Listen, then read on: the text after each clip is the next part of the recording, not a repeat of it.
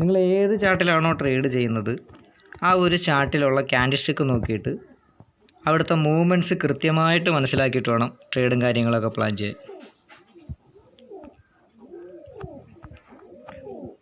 ഇപ്പോൾ ഒരു ചാർട്ടിൽ നമ്മൾ നോക്കുമ്പോൾ അതിൻ്റെ മൂവ്മെൻറ്റ്സ് മുകളിലോട്ടാണ് പോകുന്നത് എങ്കിൽ ഇവിടെ കൂടുതൽ നമ്മൾ ഫോക്കസ് ചെയ്യേണ്ടുന്നത് മുകളിലോട്ട് ബൈ എടുക്കാൻ തന്നെയാണ്. ആ ഒരു ബൈ എടുക്കുമ്പോൾ നമ്മൾ പരമാവധി താഴത്തു നിന്നും ബൈ എടുക്കത്തക്ക രീതിയിൽ പ്ലാൻ ചെയ്യുക. ഒരു ഡിസ്കൗണ്ട് പ്രൈസ് വരുമ്പോൾ ബൈ എടുക്കാൻ ശ്രമിക്കുക. ഓക്കെ, ഒരു ഡിസ്കൗണ്ട് പ്രൈസ് വരുമ്പോൾ, അല്ല ഇത് കയറി ഒരുപാട് ദൂരം അങ്ങ് മേളിൽ ചെന്നതിന് ശേഷം ഏറ്റവും ടോപ്പിലോട്ട് ഒരിക്കലും ബൈ എടുക്കാതിരിക്കുക. ഏറ്റവും ടോപ്പിലോട്ട് അങ്ങനെ എടുക്കുകയാണെന്നുണ്ടെങ്കിൽ അത് നമുക്ക് സ്റ്റോപ്പ് ലോസും വലുതാവും.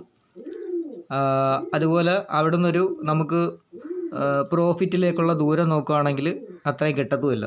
നമ്മൾ ഈ താഴെ വെച്ചിട്ട് എടുക്കുകയാണെങ്കിൽ ആ കിട്ടുന്ന പ്രോഫിറ്റും വലുതായിരിക്കും, നമുക്കുള്ള റിസ്ക്കും അവിടെ ചെറുതായിരിക്കും. കാരണം താഴെ വെച്ചിട്ട് എടുക്കുമ്പോൾ ഒരു ഓപ്പർച്യൂണിറ്റി കിട്ടി, ബൈക്കുള്ള ഒരു ഓപ്പർച്യൂണിറ്റി കിട്ടി. അത് താഴെ വെച്ചിട്ടാകുമ്പോൾ അവിടെ നിന്ന് അത്യാവശ്യം നല്ലൊരു മൂവ്മെൻറ്റ് നമുക്ക് കിട്ടുകയും ചെയ്യും.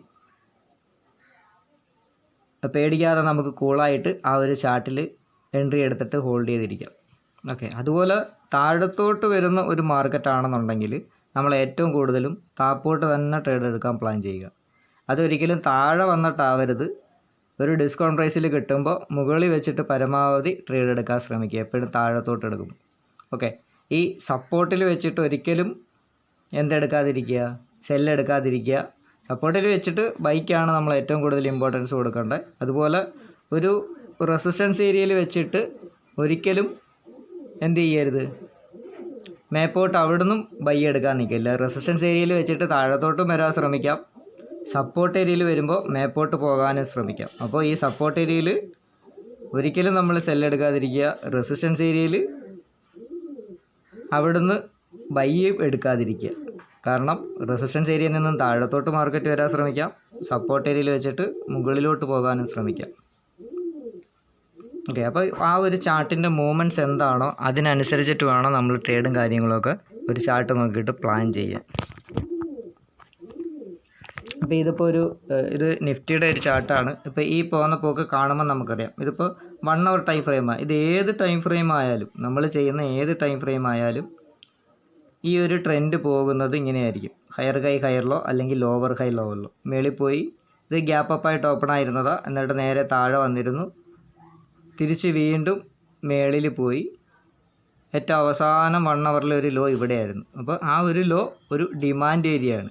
അപ്പോൾ ഈ ലോയ്ക്ക് താഴത്തൊരിക്കലും മാർക്കറ്റ് പോകരുത്. എന്ത് സംഭവിച്ചു, തിരിച്ച് തൊട്ട് മുമ്പുള്ള ഹൈക്ക് മേളിൽ കയറാതെ അടുത്ത ദിവസം ഗ്യാപ്പ് ഡൗൺ ആയിട്ട് ഓപ്പണായി. അപ്പോൾ നിലവിലുള്ള ഈ ഒരു ലോയ്ക്ക് താഴത്തായിരുന്നു മാർക്കറ്റ് നിന്നിരുന്നത്. അപ്പോൾ ഇവിടുത്തെ കണ്ടീഷൻ എന്തായി, സെല്ലേഴ്സ് അവിടെ കൂടുതൽ വന്നു. അതുകൊണ്ടാണ് അവസാനത്തെ ലോയിനെ കട്ട് ചെയ്തു, ആ ഒരു 1 hourലെ ഡിമാൻഡ് ഏരിയനെ കട്ട് ചെയ്തു. അപ്പോൾ കട്ട് ചെയ്യുന്നതിന് മുമ്പ് ഇവിടെ സംഭവിച്ചത് ഒരു സൈഡ് വേസ് ആയിരുന്നു. അപ്പോൾ നല്ലൊരു സൈഡ് വേസ് ആയി, താഴെ നിന്നും എന്നുവെച്ചാൽ താഴെ നിന്ന് ഇത്രയും ദൂരം മാർക്കറ്റ് മേളിൽ പോയിരുന്നതാണ്. അപ്പോൾ ഇത് കണ്ടിന്യൂസ് ആയിട്ട് ഇങ്ങനെ കയറി അങ്ങ് പോകത്തില്ല. അതുകൊണ്ട് ഇവിടെ നിന്നും ഇത്രയും ദൂരം മേളിൽ വരെ പോയതാണ്.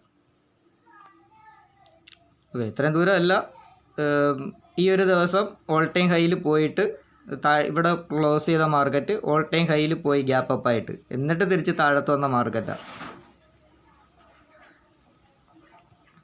ഓക്കെ, അപ്പോൾ ഇവിടെ നോക്കുമ്പോൾ ഒന്ന് സൈഡ് വേസുമായിരുന്നു. ആ ഒരു 1 hourൽ നോക്കുമ്പോൾ ആ ഒരു 1 hourൽ അവസാനത്തെ ലോയ്ക്ക് താഴത്ത് വരികയും ചെയ്തു. അപ്പോൾ അവസാനത്തെ ലോയ്ക്ക് താഴത്ത് ഒരിക്കലും മാർക്കറ്റ് വരരുത്.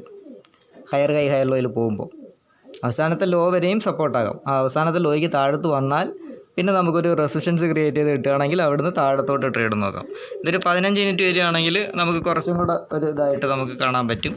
ഉണ്ടല്ലേ, ആ ഒരു അവസാനത്തെ ലോയ്ക്ക് താഴത്ത് വന്ന മാർക്കറ്റ് പിന്നീട് എന്താ സംഭവിച്ചത്, അവസാനത്തെ ലോയ്ക്ക് താഴത്ത് വന്നു കഴിഞ്ഞാൽ അടുത്ത ഡിമാൻഡ് ഏരിയ വരെ മാർക്കറ്റ് വരാം, അതിനുള്ള സാധ്യത എവിടെയുണ്ട്. അപ്പോൾ അടുത്ത ഡിമാൻഡ് ഇവിടെ, അതിന് മുമ്പ് ഒരു സപ്പോർട്ടായിട്ട് ആക്ട് ചെയ്യുന്നത് ഈ ഒരു റേഞ്ചാണ്. അതായത് ഈ ഒരു ബോഡി മുതൽ വെക്ക് വരെയുള്ള ഒരു റേഞ്ചാണ് അടുത്ത സപ്പോർട്ടായിട്ട് ആക്ട് ചെയ്യുന്നത്. അപ്പോൾ ഇങ്ങനെ താഴത്തോട്ട് വരുമ്പോൾ നമ്മൾ സപ്പോർട്ടുകൾ ഐഡൻറ്റിഫൈ ചെയ്യുക.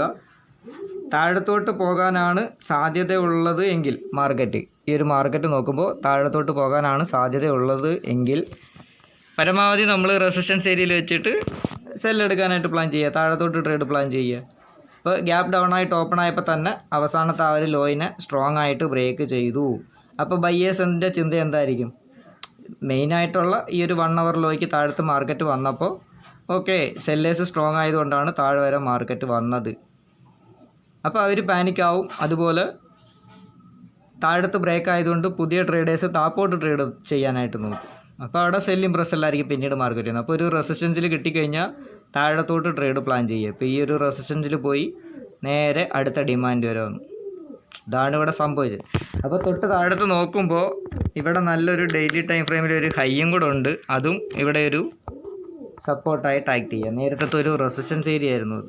ഡെയിലി ടൈം ഫ്രെയിമിലെ അവസാനത്തെ ഒരു റെസിസ്റ്റൻസ് ഏരിയ ആയിരുന്നു. അവിടെ ഗ്യാപ്പ് അപ്പായിട്ടാണ് അടുത്ത ദിവസം മാർക്കറ്റ് ഓപ്പൺ ആയത്. ഒരു പക്ഷേ ഇവിടെ ഗ്യാപ്പ് അപ്പായിട്ടല്ല ഓപ്പൺ ആയിരുന്നത് എങ്കിൽ ഇവിടെ നിന്ന് നല്ലൊരു ട്രേഡ് നമുക്ക് കിട്ടുമായിരുന്നു. ഇവിടെ വന്നിട്ട് ഓപ്പണായി ഒരു സപ്പോർട്ട് ക്രിയേറ്റ് ചെയ്ത് കിട്ടുമായിരുന്നെങ്കിൽ നമുക്ക് ഇവിടെ നിന്ന് മേപ്പോട്ട് ട്രേഡ് നോക്കാമായിരുന്നു. ഓക്കെ, അപ്പോൾ നിലവിലത്തെ ഈ ഒരു കണ്ടീഷൻ നോക്കുകയാണെങ്കിൽ ഈ ഒരു ഡെയിലി ടൈം ഫ്രെയിമിൽ ആ ഒരു ഹൈ ഇവിടെ നോക്കുമ്പോൾ നല്ലൊരു ലെവലാണ്. അപ്പോൾ അതൊരു നമ്മളൊരു മാർക്ക് ചെയ്ത് ഇടുകയാണെങ്കിൽ, ഒരു ലെവലിനെ മാർക്ക് ചെയ്തായിട്ട് ഇടുകയാണെങ്കിൽ അതിൻ്റെ ലെഫ്റ്റ് സൈഡിലും കൂടെ നോക്കുമ്പോൾ നമുക്കറിയാം നേരത്തെയും ആ ഒരു ഏരിയയിൽ മാർക്കറ്റ് റെസ്പെക്റ്റ് ചെയ്തിരുന്നതാണ്. അല്ല, ഇവിടെ ഓൾറെഡി നമുക്കറിയാം നല്ല രീതിയിൽ റെസിസ്റ്റൻസ് ആയിട്ട് റെസ്പെക്റ്റ് ചെയ്തിരുന്ന ഏരിയ. ഓക്കെ, ഇനി അതിൻ്റെ ലെഫ്റ്റ് സൈഡിൽ നോക്കുമ്പോൾ ഇവിടെ സപ്പോർട്ട് എടുത്തിരുന്നു.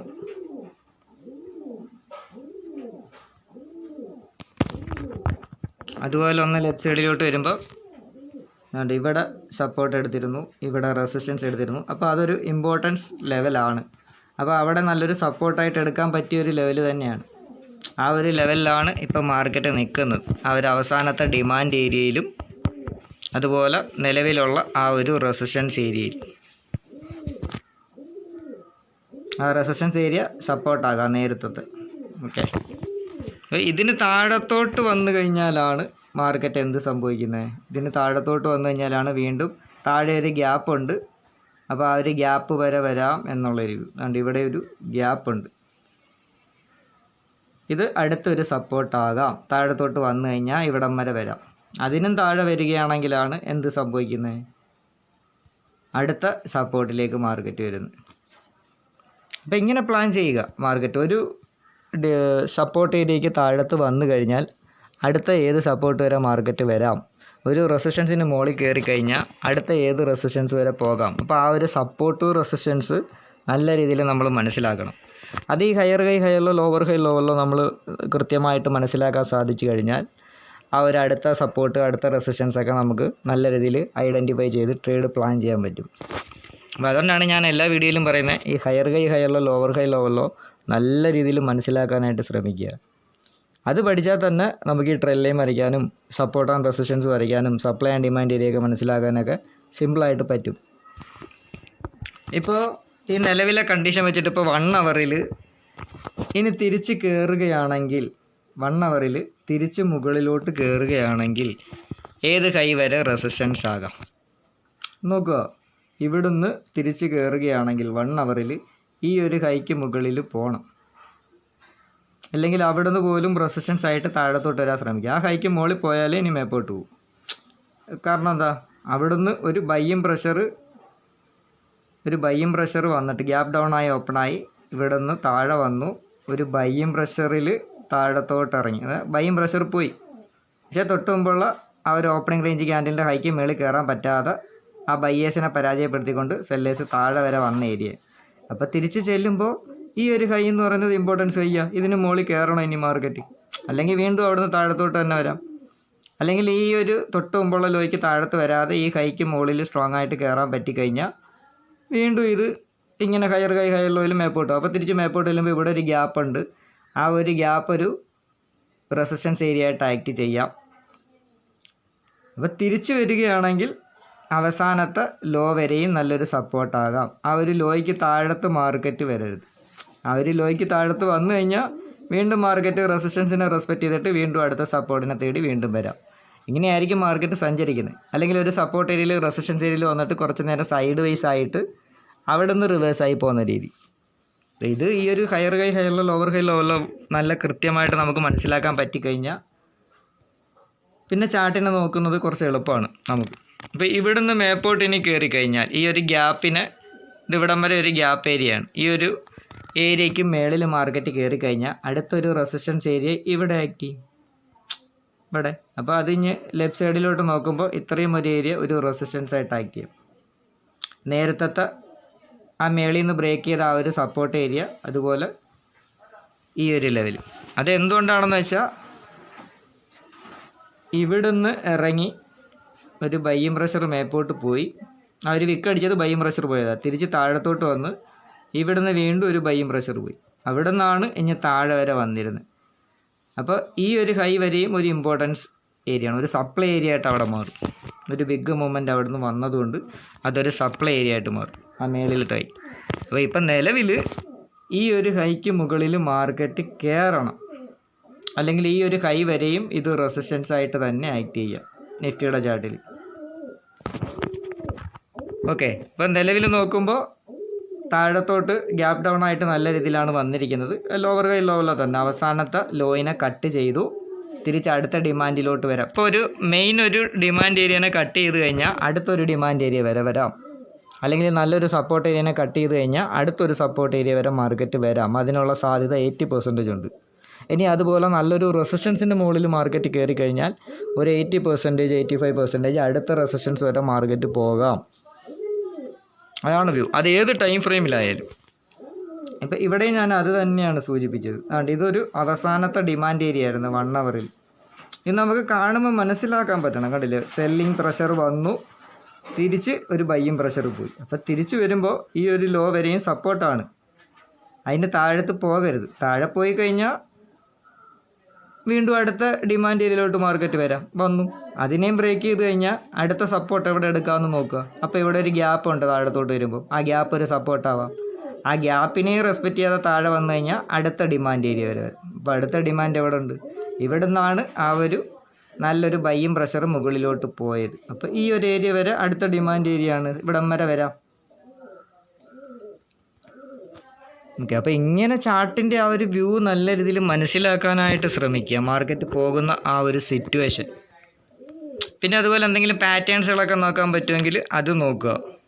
ഇപ്പോൾ ബാങ്ക് നിഫ്റ്റിയുടെ ചാർട്ടിൽ നമ്മൾ പോവുകയാണെന്നുണ്ടെങ്കിൽ, വീക്കിലി ടൈം ഫ്രെയിമിലൊന്ന് പോവുകയാണെങ്കിൽ നിലവിൽ നമുക്കറിയാം മാർക്കറ്റ് ബുള്ളിഷ് തന്നെയാണ്. അപ്പോൾ ഇവിടെ എന്തെങ്കിലും നമുക്ക് സ്റ്റഡിയോ കാര്യങ്ങളോ ചെയ്യാൻ പറ്റുമെങ്കിൽ അത് നോക്കുക. ഇപ്പം നിലവിൽ വീക്കിലി ചാർട്ട് നോക്കുമ്പോൾ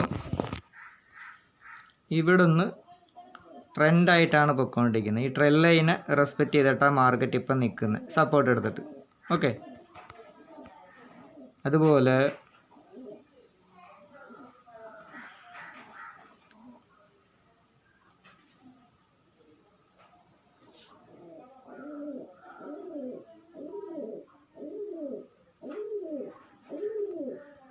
ഇതിപ്പോൾ വീക്കിലിയിൽ ഇങ്ങനെ ഒരു വെഡ്ജ് പാറ്റേണിലാണ് ഇത് നിൽക്കുന്നത് അല്ലേ? താഴെ നിന്ന് നല്ല ബുള്ളിഷിൽ പോയിട്ട് വീക്കിലി ടൈം ഫ്രെയിമിൽ ഒരു വെഡ്ജ് പാറ്റേൺ ആണ്. അപ്പോൾ ഈ ഒരു വെഡ്ജ് പാറ്റേണിൻ്റെ ഈ ലോയിനെ കട്ട് ചെയ്ത് കഴിഞ്ഞാൽ അത് നല്ല രീതിയിൽ താഴത്തോട്ട് വരാം, ലോയിനെ കട്ട് ചെയ്ത്. അപ്പോൾ ഈ ഒരു ലോ, അപ്പോൾ ഇത് ഇവിടെ നമ്മൾ ചാർട്ട് നോക്കുമ്പോൾ അവസാനത്തെ വീക്കിലിയിൽ ഒരു സപ്പോർട്ട് ഏരിയ ആയിട്ടും അത് മാറും. അപ്പോൾ ആ ലോയിനെ കട്ട് ചെയ്ത് കഴിഞ്ഞാൽ അടുത്ത വീണ്ടും മാർക്കറ്റ് ഈ ഒരു ലോ വരെ വരാം വീക്കിലിയിൽ എന്നുള്ള വ്യൂ ആണ് അവിടെ.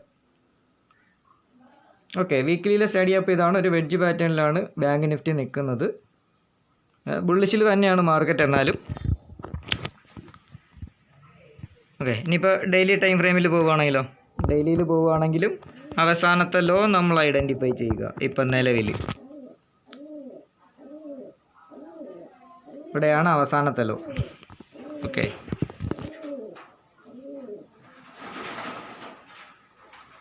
ഇവിടുന്ന് ഇടം വരെ പോയി. അപ്പോൾ തിരിച്ച് താഴെ വന്നാലും ഈ ഒരു ലോയ്ക്ക് താഴത്തെ മാർക്കറ്റ് പോകണം, ഇതുവരെയും സപ്പോർട്ടാകാം. ആ ഒരു വ്യൂ ആയിരിക്കണം നമുക്കുണ്ടാകുന്നത്. ഇതിന് താഴത്ത് സ്ട്രോങ് ആയിട്ട് വന്നു കഴിഞ്ഞാൽ തിരിച്ച് വീണ്ടും റെസിസ്റ്റൻസിനെ റെസ്പെക്റ്റ് ചെയ്യുക, അടുത്ത സപ്പോർട്ടുകളെ തേടി മാർക്കറ്റ് വരും. അപ്പോൾ ഡെയിലിയിൽ വരുമ്പോൾ അടുത്ത സപ്പോർട്ടുകൾ നമ്മൾ നോക്കുക, നല്ലൊരു സപ്പോർട്ട് എവിടെ എടുക്കാമെന്നുള്ളത്.